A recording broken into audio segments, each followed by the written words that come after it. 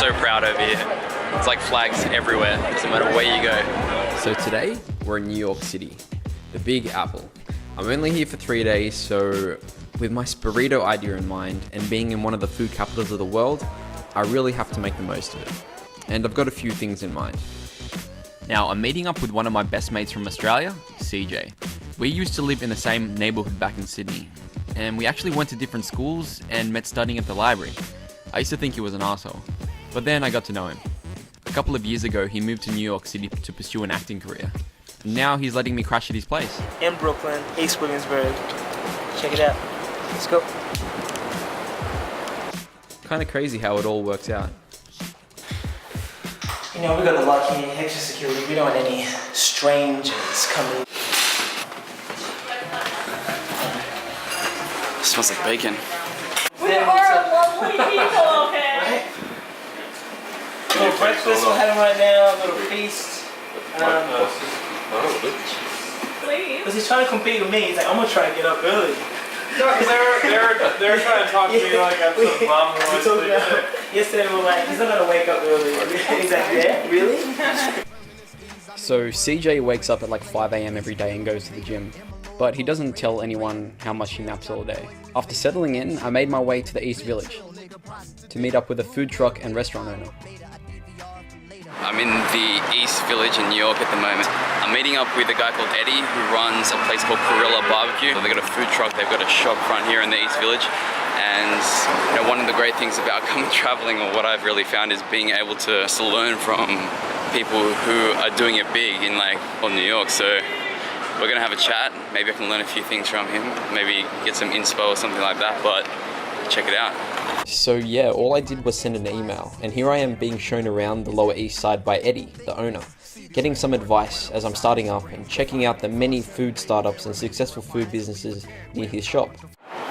Yeah, so where are we going, sorry? Yeah, so we're going to Otto's Tacos. They opened up here about 2 years ago from Cali. These two guys from Cali came over here, and they do some real unique tacos because they actually make it in-house. They use real masa from Mexico. And they grind it up themselves and... Grind it up. So this would be like the Mexican version of paper mill. You know what I mean? Yeah. I mean, this place, they do it kind of right in front of you.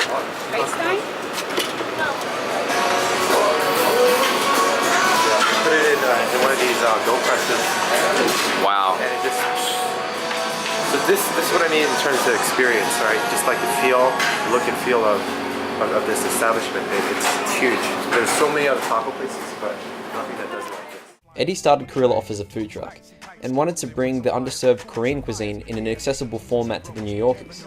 I mean, it can be pretty hard choosing off a menu at a Korean restaurant, but here we are, having burritos made with tortillas, bowls and tacos, using Korean favorites such as ribeye bulgogi, spicy gochujang pork, their epic kimchi bacon fried rice, and a variety of sides such as kimchi, pickled vegetables, namur and pico de gallo, and some epic sauces to slurp it all down.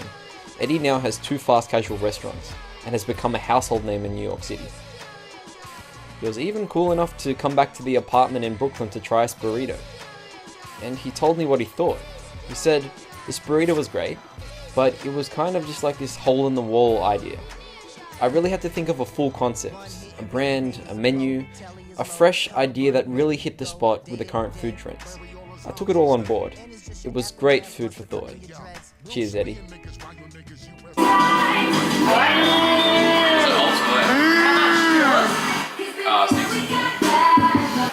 So you want to stay on my bed, huh? And then I sleep on the couch too, though, you say? Exactly, your bed's the best, bro. Yeah, exactly. Your bed is the best. So Ours really got to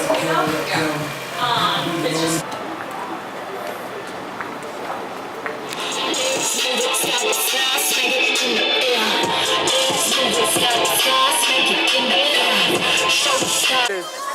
Yo, we're in Brooklyn right now. I'm here with CJ at his loft apartment, and a good thing about loft apartments here, some of them have rooftops.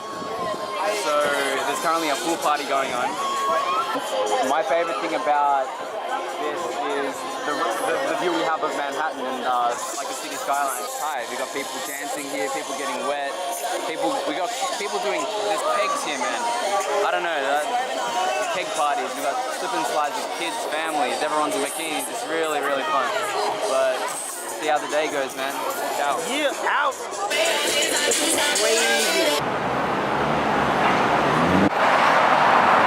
What's up? Tonight we're going to be having a rice paper party in Brooklyn on CJ's rooftop with him, all his homies, and a few cats from New York that I've met in the bar. I've got a lot of expectations to fill. I've been talking it up a lot, and now I have to pull through. But honestly, I'm really confident. My mum's recipes, family's recipes, go down a treat. So we're gonna go find some rice paper. Hopefully we can find all of the stuff. I don't think it'll be an issue in New York. I think in any Western country, New York is probably the place that would have every type of Asian food they can think of. Oh shit, I forgot to record. Serious? Just kidding. That's my mate Jay just trolling me. He's from Australia as well. It's kind of crazy because whenever I'm in New York, it always seems that there's a friend of mine from back home in New York as well. Anyways, time to head to Chinatown. And at some points, I kind of felt like I was back in Asia with all these street vendors. One thing that is really awesome to see is rice paper. But thing is, this rice paper actually isn't the one we want. Not the right brand, it hasn't got the right consistency. It actually doesn't look too bad, but I can't trust it, so we're gonna have to go to another Asian shop. Yeah, we found everything really easily. New York really does have everything. And we got some good quality rice paper.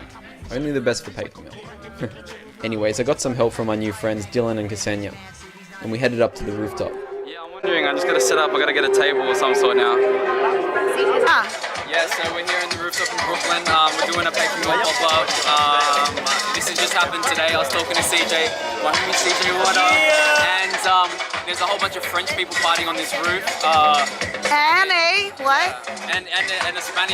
a Spanish Filipino, and yeah, we're just making rice paper rolls for people, man. So we're just doing donations, whatever happens, and yeah, sweet. Beautiful. Get our first guy. I'll tell you exactly how to do it. So what are you gonna do? Wipe the top. Wipe the top.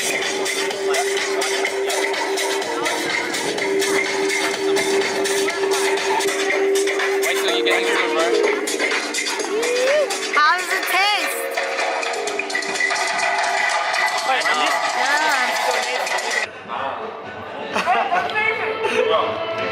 Just have fun. This is the best thing I've ever ate. Oh my god! This paper meal is amazing, amazing. Have a bite, have a bite. Yeah! It's amazing. Delicious, yeah? Delicious, it's light, it's like there's a lot of veggies, and it's really tasty. Yeah. Tell us, what are you eating? What are you eating? Burritos. Yeah! What? Really good, really refreshing. Dinner during summer, that's Yeah! Do they have stuff like this in France? yes, but not as good as that. Yeah! What do you think of the burrito rolls? Burrito is amazing. Yeah? I'm a customer and a fan.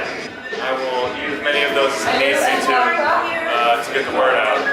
It's pretty slim, and you wouldn't think that it would hold up, but he rolls it in a way that's so perfect that it actually works. And he got it together. He's got a great thing, and I hope it works out. What up? We just finished our rice paper party in Brooklyn on this rooftop. I invited a whole bunch of homies. I got Jay from Australia. We live next to each other. We used to be neighbors practically. This guy, I couch surfed with him 2 years ago, and now we're here. That was like a year ago. Was it? We're completely sold out of rice paper burritos. Yes. All that's left is this kale, but I think it's it's all coming together now. Looking at New York City, it's maybe one day we could come back and have a food truck or something. Who knows? But it's been fun. What a way to finish off New York City. There's something about this city that just gives this energy, that motivates you to do something, that makes you want to succeed. I hope to be back one day with a stack of kale, a bunch of great people, and to serve SPURRITOs to the people of the city.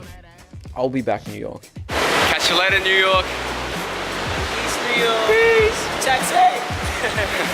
In the next episode, I head to Portland, Oregon, hipster capital of America, home to a stack of food trucks and some of the USA's most idyllic pockets of nature. I get shown around by Sion and Lainey, two lovely women I met in the Philippines. We head to a farmer's market and always have fun at it. Stay tuned.